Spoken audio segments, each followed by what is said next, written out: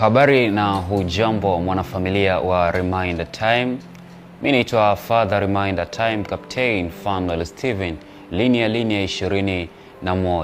Ni matumaini yangu kwamba wewe ni mzima wa afya, tena wa afya zaidi, na natumaini umeamka salama, mambo yako yameenda vizuri zaidi. Ikiwa leo weekend ndio inaanza, na natamani weekend iwe njema kwako ambayo unatufuatilia sasa hivi mwanafamilia, na nina wish uweze kufanikiwa katika mambo mbalimbali ambayo umewish kuyafanya weekend hii. Wiki nzima imekuwa wiki nzuri sana ambayo tumepita kwenye mambo mengi sana mazuri na hata mengine pia ni mabaya, lakini kwa neema ya Mungu basi tumeweza kuvuka, na sasa tumeingia kwenye weekend. Zimebaki siku 2 wiki kuisha, afu tunaanza wiki nyingine ya baraka zaidi.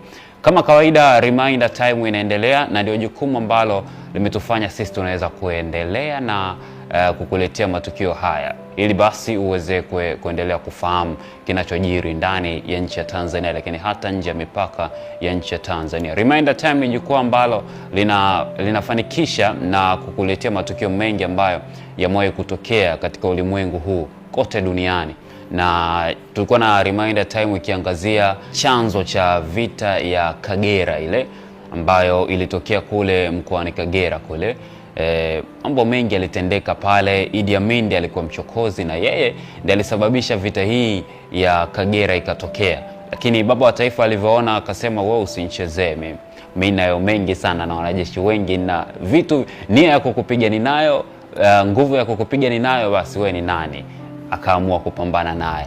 Hayo ni matukio mengi ambayo yalitokea miaka ya nyuma, na nilikuahidi kwamba nitakuletea tukio la Tanzania, na ni hilo tukio la Tanzania ambalo lilitokea miaka ya 1978 hadi 1979, tukio la vita ya Kagera. Sawa. Hayo ni matukio mengi ambayo yamewahi kutokea Tanzania, lakini siku ya jana tulikuwa na Reminder Time iliendelea, na tulipata kufahamu tukio moja zuri sana, lakini pia ni tukio ambalo lina mambo mengi sana ya kujifunza ndani yake.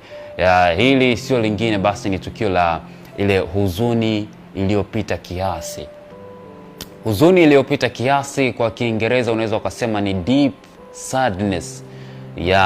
Deep sadness ambayo ni huzuni iliyopitiliza zaidi, lakini wataalamu huzuni hii wanaiita homotidrosis.